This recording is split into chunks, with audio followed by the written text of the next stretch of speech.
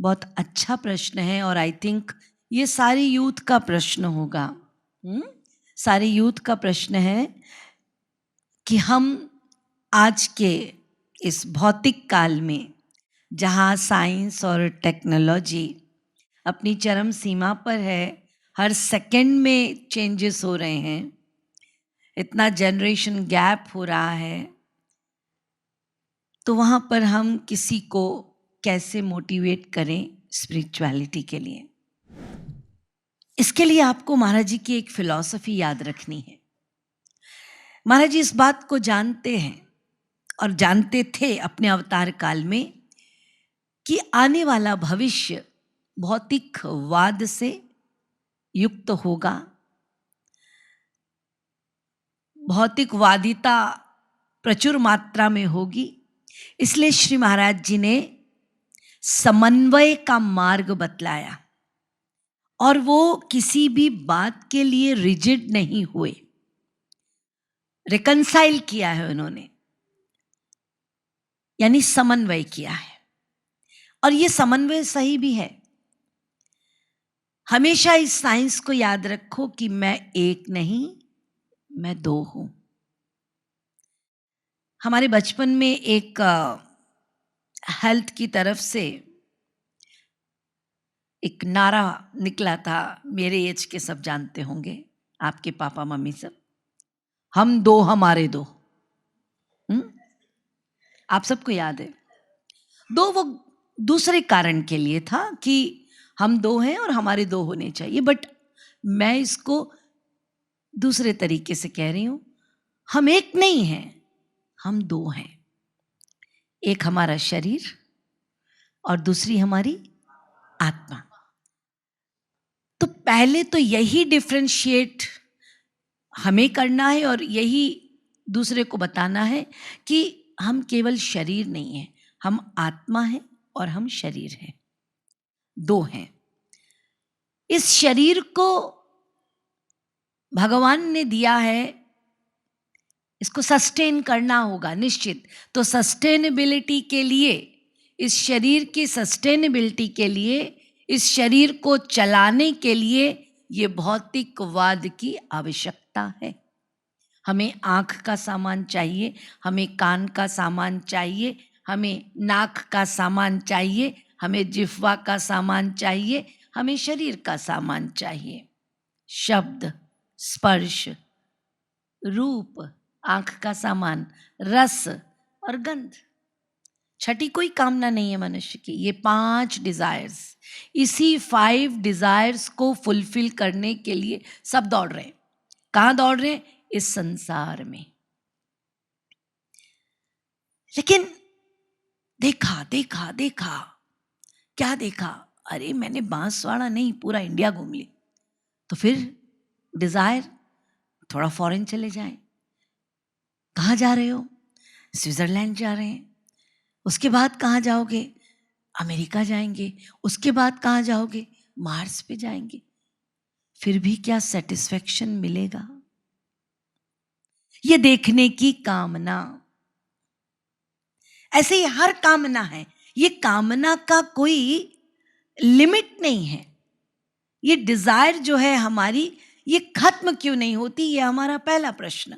कि ठीक है, हम कामना बनाते हैं और ये 5 प्रकार की कामना के लिए ये जगत भी दिखाई पड़ता है, लेकिन इसका कोई सैचुरेशन पॉइंट तो होना चाहिए।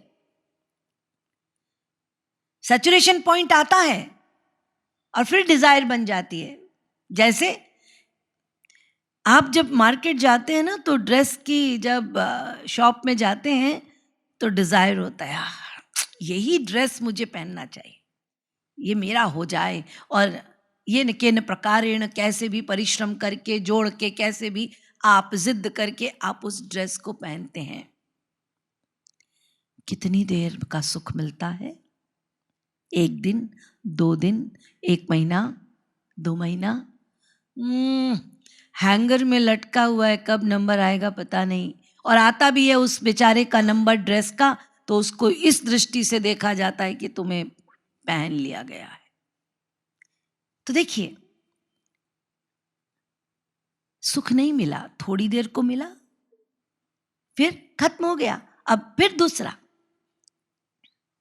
तो इसीलिए ये जो हम 5 प्रकार की कामनाओं की पूर्ति के लिए इस भौतिक जगत के पदार्थों को एकत्रित कर रहे हैं, उसके पीछे रीजन क्या है? आप चाहते क्या हैं? आप चाहते हैं हैप्पीनेस, और आप सोचते हैं कि हैप्पीनेस इनमें है, इसीलिए आप ट्राई करते रहते हैं, लेकिन आपको मिलता नहीं है। लेकिन ये सब साधन हैं। आप हैप्पीनेस चाहते हैं ना, ये हैप्पीनेस चाहना, हैप्पीनेस का डिजायर बॉडी का नहीं है, सोल का है। ये डिजायर सोल का है, बॉडी का नहीं। लेकिन आप बॉडी और बॉडी से रिलेटेड ये जो जगत है, यहां पर वही हैप्पीनेस को खोजते रहते हैं और ट्राई करते रहते हैं। और सोल बिचारी कहती है, दे दो मुझे ये जितने भी सामान तुम 5 प्रकार के दे रहे हो, मैं कभी सेटिस्फाइड नहीं होंगी, बिकॉज ये मेरा है ही नहीं। This is not my subject, give my subject to me. Soul का जो सब्जेक्ट है, जब तक उसको नहीं देंगे आप, तब तक आप सेटिस्फाइड नहीं हो सकते। और सोल का सब्जेक्ट ये वर्ल्ड, ये मटेरियल वर्ल्ड, मटेरियल नॉलेज नहीं है। सोल का सब्जेक्ट है स्पिरिचुअलिटी, क्योंकि सोल डिवाइन है। आप उसको मटेरियल नॉलेज से सेटिस्फाई नहीं कर सकते। आप मटेरियल नॉलेज पा लें, अपराविद्या, ये डिग्री हासिल कर लें, बुगेटी में बैठ जाएं, लैम्बोर्गिनी में बैठ जाएं, तो फिर रो क्यों रहे हो बैठकर? इतनी बढ़िया कार में बैठे हो, फिर रो क्यों रहे हो? नहीं, मेरी बीवी ने डिवोर्स दे दिया। तो क्या ये कार तुम्हारे उस कष्ट को दूर नहीं कर पा रही?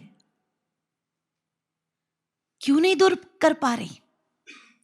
तुम्हारी चाहत थी ये कार मिले, तो इसका मतलब इस कार के मिलने से तुम्हें सुख मिल जाना चाहिए था। तो फिर तुम रो क्यों रहे हो? क्योंकि ये जड़ है, ये जड़ पदार्थ, तुम्हारा ज्ञान जो तुम ऊंची पोस्ट में हो, वो विद्या भी जड़। ये विद्या तुम्हारे दुख को दूर नहीं कर पा रही। तो ये साइंस, ये टेक्नोलॉजी, ये आपको एक लिमिट तक ले जा सकती है भौतिक जगत में, लेकिन ये आपको कंफर्ट दे सकती है, ये आपको लग्जरी दे सकती है, परंतु ये आपको पीस ऑफ माइंड नहीं दे सकती, ये आपको मन की शांति नहीं दे सकती। यही डिफरेंस है। आप क्यों कहते हैं कि सब कुछ है फिर भी डिप्रेशन हो रहा है, फ्रस्ट्रेशन हो रहा है, इरिटेशन हो रहा है, पेशेंस नहीं है, लोनलीनेस अच्छा लगता है, मी आप आजकल करते हैं, हमको एकांत दे दो, हम एकांत में रहना पसंद करते हैं। ये सारी बातें क्यों? आपके पास इतनी अच्छी विद्या है, इतना बढ़िया जगत है, फिर ये प्रतिस्पर्धा, एक दूसरे की टांग खींचना, दिखावा। तो बस एक ही चीज पूछनी है, क्या इससे पीस ऑफ माइंड मिल रहा है? नहीं मिल रहा है। तो पीस ऑफ माइंड कैसे मिलेगा? ये भौतिक जगत से नहीं मिलेगा। भौतिक जगत के पास इसका उपाय भी नहीं है। उपाय है स्पिरिचुअलिटी के पास। इसीलिए आपको अपने मित्रों से कहना है कि हम जिस दौड़ के पीछे भाग रहे हैं उसकी एक लिमिट है, और उसके बाद उसका एक सैचुरेशन पॉइंट के बाद फिर क्या होगा? Irritation, frustration, depression. इसलिए हमें क्या करना है? विवेकानंद ने कहा, श्री महाराज जी ने कहा, उसको याद रखिए, the union of science and spirituality can only give harmony and peace to mankind. The union of science and spirituality. हमें दोनों को समन्वय, दोनों को पैरेलल, दोनों को जोड़ के चलना है। शरीर के लिए भौतिक जगत, आत्मा के लिए स्पिरिचुअल जगत। पीस ऑफ माइंड, अंदर की मशीनरी को अच्छा इंसान बनने के लिए स्पिरिचुअल जगत, और बाहर जगत में एक अच्छी पोस्ट पाने के लिए, अच्छा कैरियर बनाने के लिए, अच्छा कमाने के लिए, ये भौतिक जगत, ये अपरा विद्या, दोनों को पैरेलल लेके चलिए। अच्छे इंसान बनिए और अच्छा कमाइए, अच्छे इंसान बनिए, अच्छा पढ़िए, दोनों का यूनियन चाहिए। ऐसे यदि आप मोटिवेट करेंगे तो मुझे आशा है, भरोसा है, वो समझेंगे और आएंगे। और यदि अभी ना समझे तो कह देना कि जब कभी पीस ऑफ माइंड ना हो, जब कभी इरिटेट लगे या जब कभी एंग्जाइटी फील हो तो मेरे पास आ जाना। श्री महाराज जी की फिलॉसफी को समझ लो, धारण कर लो।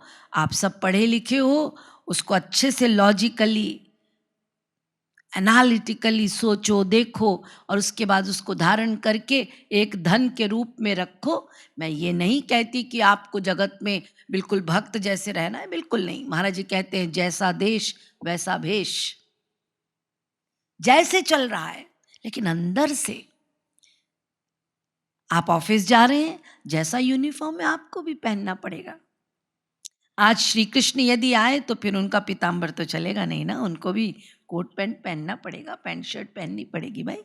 हमारे देश का जो पहनावा होगा, ऐसे ही जो चल रहा है वो करना होगा, लेकिन उसमें आसक्त नहीं। ये फिलॉसफी रखनी है, शरीर के लिए भौतिक जगत और ये सस्टेनेबिलिटी के लिए है, लेकिन पीस ऑफ माइंड अपनी इंटरनल एलिवेशन के लिए, जागृति के लिए, ये भौतिक जगत के पास कोई सामान नहीं, उसके लिए स्पिरिचुअलिटी चाहिए। ठीक है।